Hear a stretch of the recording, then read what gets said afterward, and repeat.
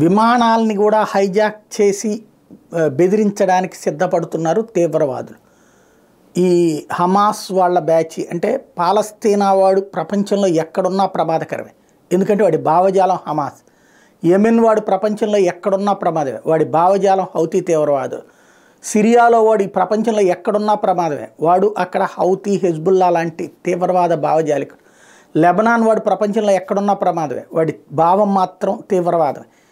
ఆ దేశంలో ఆ తీవ్రవాదం వలన బ్రతకలేని వాడు సేఫ్టీ కంట్రీస్కి వచ్చి అక్కడ మళ్ళీ అదే తీవ్రవాదాలకు పాల్పడుతున్నటువంటి దౌర్భాగ్యకరమైనటువంటి పరిస్థితి ఉంది. కాబట్టి జాగ్రత్త పడాల్సింది ప్రపంచం తప్పించి మరేం కాదు.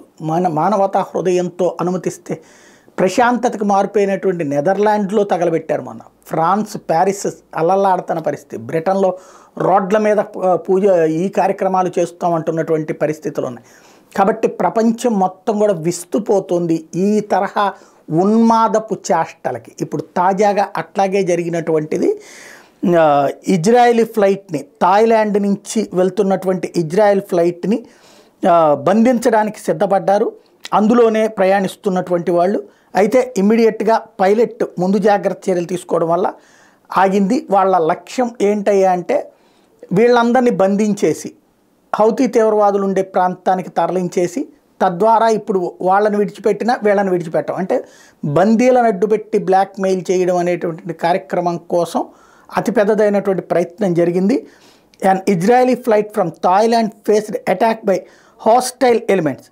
Amid the war in Gaza, Israel's national airline confirmed that hostile elements attempted to take over the communication network of an EIA-1 plane flying from Phuket to Ben Gurion.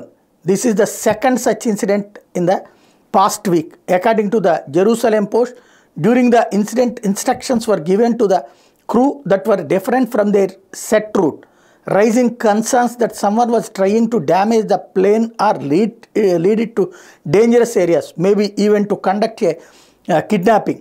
The incident took place over an area where the Iran-backed Houthis are active. ఇది కరెక్ట్గా ఇప్పుడు దాకా షిప్పుల మీదనే attack కాకుండా వీళ్ళు టెక్నాలజీలో కూడా experts అయిపోయారు. విమానం హౌతీలకి కంట్రోల్ ఉన్నటువంటి ప్రాంతాలకు విమానం వచ్చినప్పుడు మన గ్రౌండ్ కంట్రోల్ నుండి వచ్చేటటువంటి సిస్టమ్ ఆగిపోయి వేరే కమ్యూనికేషన్ వచ్చింది పైలట్కి. మీ విమానం మీద అటాక్ జరగబోతుంది, మీరు అర్జెంటుగా ఈ రూట్లో కాదు ఈ రూట్లో తీసుకెళ్ళిపోండి, రూట్ మార్చండి అని. అంటే వీళ్ళు చెప్పిన రూట్ ఎక్కడికి వెళ్తుందంటే హౌతీలు బలంగా ఉన్నటువంటి ప్రాంతానికి ఆ విమానాన్ని తీసుకెళ్తుందనమాట. అక్కడ దించమని అంటే డైరెక్ట్గా ఫ్లైట్లో మనుషులు ఉండి కాకుండా ఈ కమ్యూనికేషన్స్ జామ్ చేయడం ద్వారా ఆ ఫ్లైట్ని తమ ప్రదేశానికి తీసుకొచ్చేలా చేసి కిడ్నాప్ చేయడం కోసం ఆడినటువంటి నాటకం ఈ వారంలో రెండవదట.